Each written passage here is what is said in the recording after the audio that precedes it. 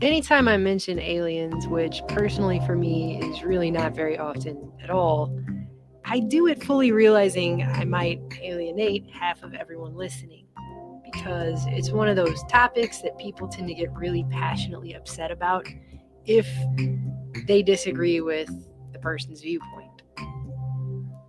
My viewpoint is twofold. First, I'm willing to admit that my knowledge base is woefully lacking once we leave Earth. Everything that I know is based off of information that was lovingly bestowed upon me by the friendly folks at NASA, along with my local government run public schools. So, how much of that I can trust and believe remains to be seen. But it makes the average person upset when you point out that believing everything you're told by someone else about something you've never personally seen or experienced yourself is actually faith. And I've done multiple videos in the past that have spelled out exactly why I don't have a lot of faith in our public school systems, or especially NASA. I mean, it kind of makes me laugh, some of the things that NASA has put out over the years. Made possible by computer graphics. They could come out tomorrow and say they found a new Earth-like planet, or 12 Earth-like planets, or 100,000 Earth-like planets. Made possible by computer graphics. How would I know either way when all of my information comes from one single untrustworthy source?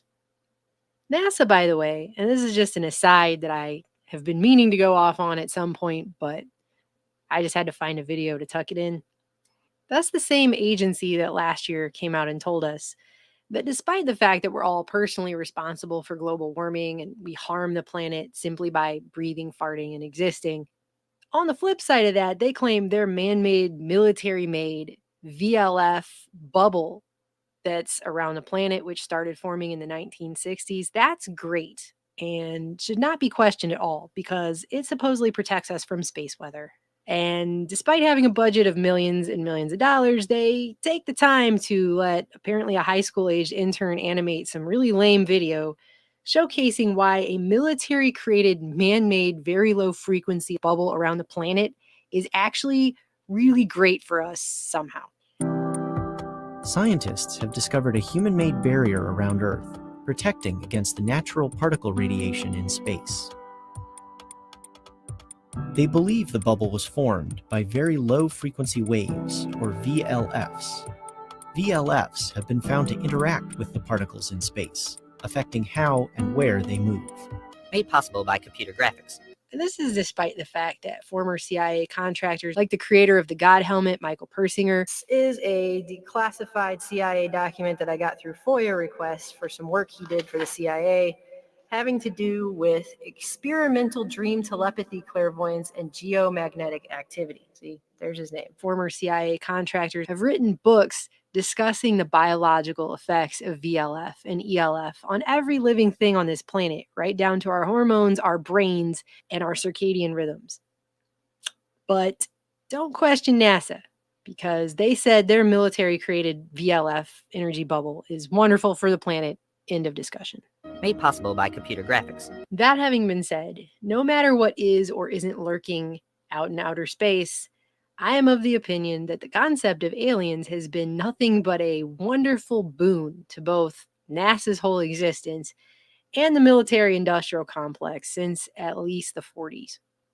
All manner of black budget technology and experimentation can be performed and written off as aliens. It's perfect. It's one of those perfect conspiracies because people can talk about it all day and debate it and get into big fights over it, and people do all the time. There are whole dark corners of social media dedicated to people fighting about this. Why? Because it can't be fully proven or disproven either way. The system loves to promote the idea of aliens. And this is what I don't understand. Every other thing that I've ever researched, and I have not researched aliens, I'm just going to tell you right now, that's not been one of my research areas. I've researched some of the very shady characters that seem to be surrounding alien disclosure, like the Clintons and the Rockefellers, but that's another story for another time.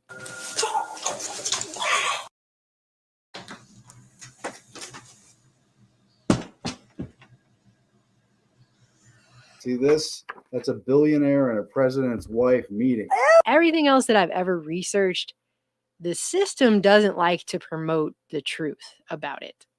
So why anyone would think that the same system that lies about all of this other stuff, which is a huge list of things, why anyone would think that same system is just chomping at the bit to tell you the truth about aliens just doesn't make any sense. And the system has loved the idea of promoting aliens ever since the disputed cause of mass panic when Orson Welles performed a dramatic radio adaptation of The War of the Worlds for Halloween 1938. Intellect, vast, cool, and unsympathetic, regarded this earth with envious eyes and slowly and surely drew their plans against us. And I've noticed recently the alien thing is coming back pretty hardcore. And it makes me wonder if we're finally in line for whatever the big reveal is that they've been building up to with all this decades of alien propaganda. Alien propaganda, which hasn't just been profitable in the Hollywood sector, but is politically profitable. Ronald Reagan wasn't the only one to point out that the threat of aliens could unite the planet under a world government. Perhaps we need some outside universal threat. I occasionally think how quickly our differences worldwide would vanish if we were facing an alien threat from outside this world. And it was reported that during a 1992 Bilderberg conference in France, war criminal Henry Kissinger said, quote, "Today America would be outraged if UN troops entered Los Angeles to restore order. Tomorrow they will be grateful. This is especially true if they were told that there were an outside threat from beyond, whether real or promulgated, that threatened our very existence. It is then that all the peoples of the world will plead to deliver them from this evil. The one thing every man fears is the unknown. When presented with this scenario, individual rights will be willingly relinquished for the guarantee of their well-being granted to them by the world government." I mean, look around. What are we on, the third X-Files reboot now? I think they just rebooted the reboot. Again, years of research here, and I'm saying the system is not huge on promoting the truth or the reality. It's usually promoting the system's agenda. And this is the point that we're at. I saw this the other day, and I had one of those Looney Tunes moments. Whoa, Campbell! Whoa! Whoa! Whoa, Campbell! Whoa! If you were born in, I want to go with the late 70s, the 80s, or the early 90s, you're going to remember the punk band Blink-182. Probably most well known by the average person for that video where they're running down the street naked, singing about how immature they are. I mean, I liked them all right at the time. I was a teenager, but one of the band's former frontmen, Tom DeLonge, is currently making the rounds as an alien disclosure truther, earning credibility in that crowd. First, when WikiLeaks revealed that he'd been conversing with Clinton campaign chairman John Podesta about aliens.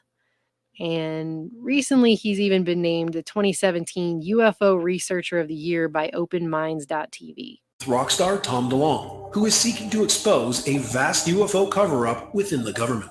He's also been on Joe Rogan talking about, and this is his quote, not mine, the advanced aerial threat of UFOs. So you're obsessed with UFOs, right?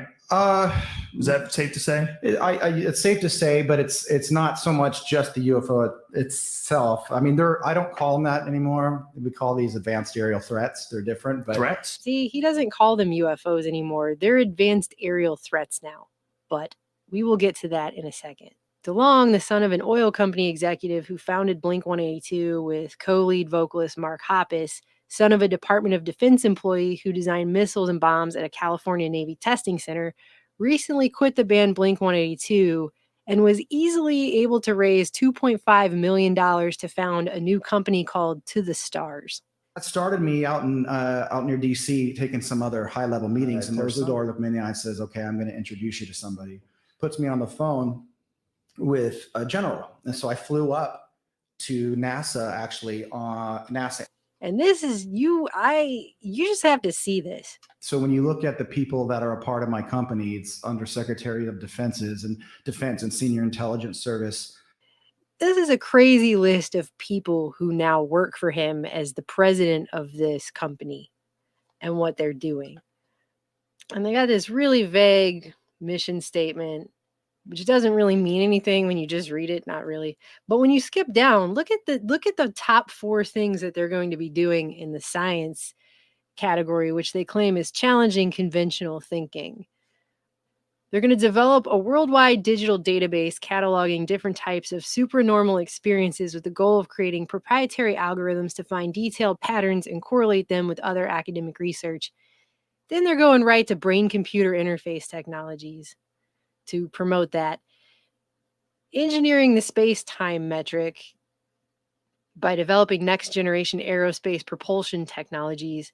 And then telepathy, exploring the location in the brain where this phenomena is centered and developing protocols for its enhancement and use. I wasn't looking to force disclosure, and I wasn't looking to be rogue and break secrets. I was like, look, I know what's going on here, and you guys are doing a kick-ass job, and I would have done the exact same thing should I have been the guy at the top that had to make some really hardcore decisions 70 years ago. So he's the president. His vice president of operations is this guy who spent 25 years as a CIA operations officer and has spent all of his retirement working primarily as a consultant for the intelligence community, where he does CIA tradecraft training. Then you have Dr. Hal Puthoff.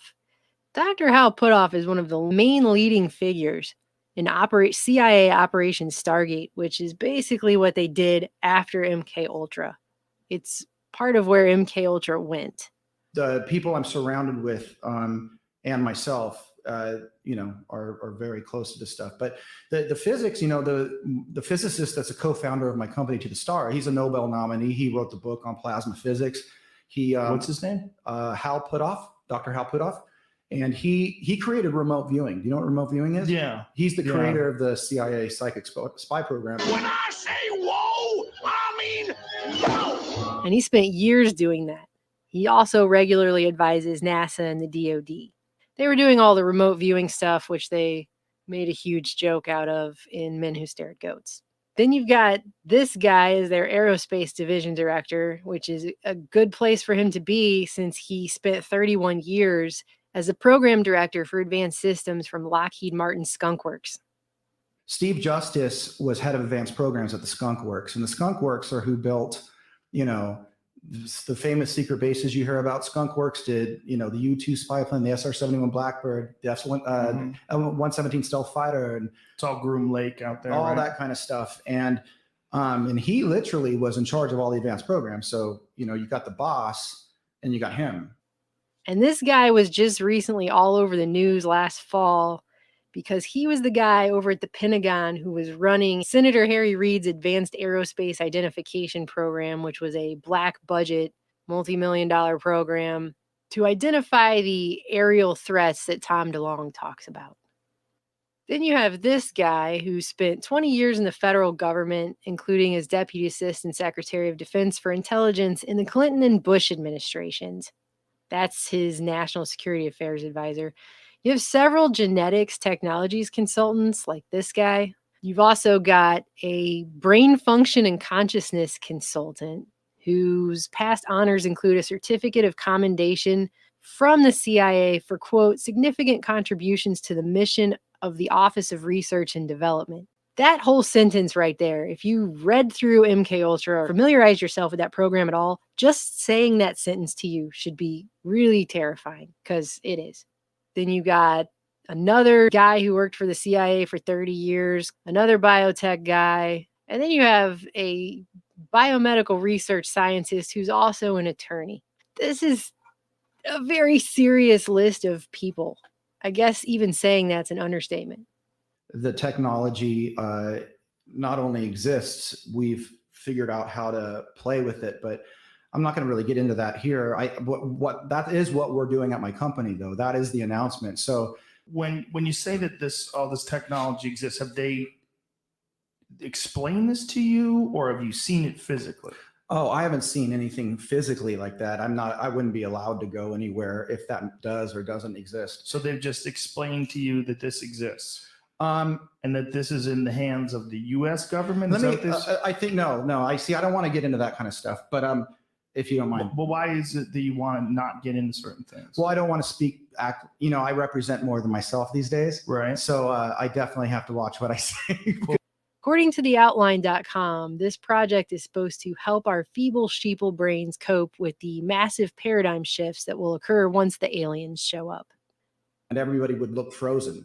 So you literally could fly around and grab a Coke out of someone's hand and put it in someone else's hand. It's really... Where are you getting this from? Well, take a wild guess.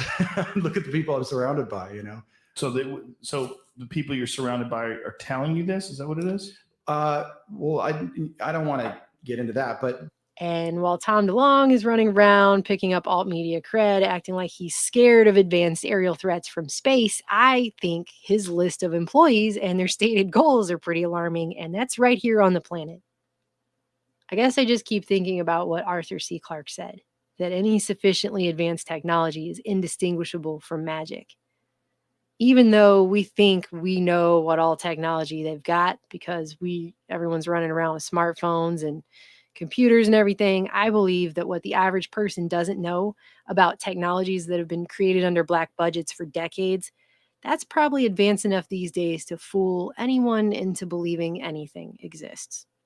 Why you? Like, why? What is it about what your message was? Because what your idea was that made them want to tell you some top secret shit that they've tried to keep away from the American people. Well, I mean, you take a guy who's like a big celebrity who's in a huge rock band like you, and you just say, hey, meet me in an airport. I'm going to tell you about a life form that we found during the Cold War because you're famous or because you know things? No, because I have a service. So it's not, it sounds easy when you play it like that, but service? A service. Like, what can you do for them that they need help with? And what could you do? Communication. They look to you for a spokesperson role? I wouldn't say spokesperson role. Communication role? A communication role. It makes more sense. They would give some information to you and you would get it out to people. And in the meantime, if the truth really was out there, X-Files style, I don't know why anyone would believe any of these people would ever tell us.